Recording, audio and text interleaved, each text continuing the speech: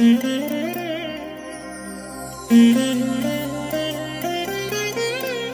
దినం పరము నుండి దిగివచ్చు మాట. ఇది నీ జీవితానికి వెలుగుల బాట. నీ ఒడిలో ఉంచబడిన దీవెనల మూట, అద్భుతాల ఆనంద ఊట. ఏప్రిల్ 21 సంవత్సరమంతా మీరు బైబిల్ చదివి ముగించడానికి ఈరోజు మీరు చదవలసిన లేఖన భాగము ఉదయం 2వ సమూయేలు గ్రంథం 12 మరియు 13 అధ్యాయములు, సాయంత్రం లూకా సువార్త 16వ అధ్యాయము. ప్రియమైన దేవుని బిడ్డలారా, ఈ ఉదయకాల సమయంలో మీకు శుభాభివందనాలు తెలియజేస్తున్నాను. ప్రభు కృప మీకు నిత్యము తోడై ఉండునుగాక. ఆయన కనికరం, ఆయన సమాధానం మీకు ఎల్లప్పుడూ తోడుగా నీడగా మీతో పాటు ఉండి మీతో పాటు నడిచి సమృద్ధి గల చోటునకు మిమ్మలను తోడుకొని వెళతాయి. అట్టి శ్రేష్టమైన ప్రభు మీకు ఆ విధమైనటువంటి కృపను దయచేసినందుకు నేను ప్రభువుని హృదయపూర్వకంగా స్తుతిస్తున్నాను.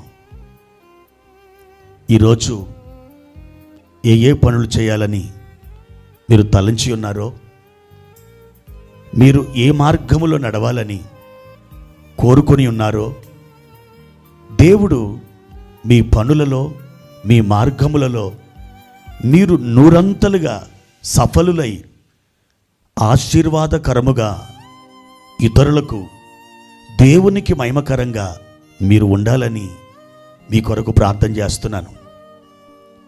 ప్రియమైన దేవుని బిడ్డలారా, మన జీవితంలో ఆనందాన్ని అనుభవించాలన్నా, విచారాన్ని దుఃఖాన్ని అనుభవించాలన్నా మనం తీసుకునే నిర్ణయాల మీదనే ఆధారపడి ఉంటుంది. యేసు ప్రభువారు యాయిరు ఇంటికొచ్చి ఆ ఇంటి ఆవరణములో ఆయన నిలవబడి నాకు స్థలమియుడి అని అన్నారు. ఎప్పుడైతే ఆ ఇంటి లోపలికి రావడానికి ప్రభువుకి వారు స్థలం ఇచ్చారో, అప్పుడు ఆ ఇంటిలో ఏమి జరిగిందో తెలుసా? ఒక మరణం జీవంగా మార్చబడింది. ఒక అపజయం విజయముగా స్వైర విహారం చేసింది. ఒక ఆందోళన ఆనందంగా రూపుదిద్దుకుంది. ప్రభువుకి మీరు గనక చోటిస్తే మీ జీవితంలో ఉన్నతమైన విజయాలు అనుభవించి తీరుతారు. ఒకసారి ఒక అరబు దేశస్థుడు తన ఒంటెని తీసుకొని ఎడారిలో ప్రయాణం చేస్తున్నాడు.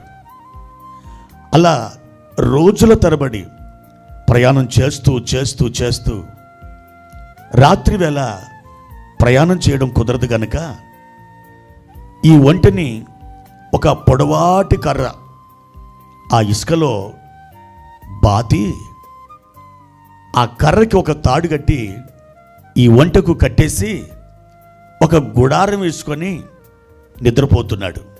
అలా నిద్రపోతున్న ఈ అరబు దేశస్థుడు రాత్రి జాముల్లో విశ్రాంతి తీసుకొని చుండగా ఈ ఒంటె ఆ చలికి తట్టుకోలేక తన పొడవాటి మూతిని ఆ గుడారములు చొప్పించి, ఇదిగో నా పొడవైన మూతికి చలి వేస్తుంది, కొంచెం జరుగు అన్నదట. వెంటనే గుడారంలో పడుకుని ఉన్న ఆ అరబు దేశస్థుడు కొంచెం జరిగాడు. కొద్దిసేపటికి మరలా ఈ ఒంటె తన విశాలమైన తన యొక్క శరీరాన్ని ఆ గుడారంలోకి ఇంకా చూపించి, ఇదిగో నా వీపుకి నా పొట్టకు చలివేస్తుంది, ఇంకా కొంచెం జరుగు అన్నదట. వెంటనే కొంచెం అటు జరిగాడు. మరి కాసేపటికి నా వెనకాల ఉన్నటువంటి 2 కాళ్ళకి చలివేస్తుంది, ఇంకా కొంచెం జరగమని చెప్పిందట. అతడు ఇంకా జరిగాడు. తెల్లవారుసరికే గుడారములో ఉన్నటువంటి వాడు గుడారం బయటకు వచ్చాడు. బయట ఉన్న ఒంటె గుడారం లోపలికి వచ్చింది. ప్రియమైన దేవుని బిడ్డలారా, సాతానికి, పాపానికి నువ్వు చోటిస్తే ఇదిగో నీ గుడారాన్ని అవే నింపేస్తాయి. నీ గుడారాన్ని సాతాను రకరకాల పాపాలతో, దోషములతో, చెత్త చెదారములతో, రకరకాల సమస్యలతో వాడు నింపేస్తాడు. కాబట్టి నీవు ఎవరికి చోటిస్తున్నావో జాగ్రత్త. ప్రభువుకు చోటిస్తున్నావా, లేక అపవాదికి, లేక లోకానికి, పాపానికి చోటిస్తున్నావా? నీవు ఎవరికి చోటిస్తున్నావు? ఎవరికి చోటు ఇవ్వాలి అని నువ్వు ఆశిస్తున్నావు? దేవునికే చోటివ్వు, ఒక ఘనమైన విజయాన్ని పొందుతీరుతావు. ప్రభు ఈరోజు మిమ్మల్ని ఆ విధంగా నడిపించునుగాక. ప్రార్థన. పరిశుద్ధుడా, ప్రేమ కలిగిన తండ్రి, మీ ఘనమైన నామానికి వందనాలు. ఈ ఉదయకాల సమయంలో మా ప్రభువా, మీకు మాత్రమే మేము చోటివ్వడానికి మాకు సహాయం చేయండి.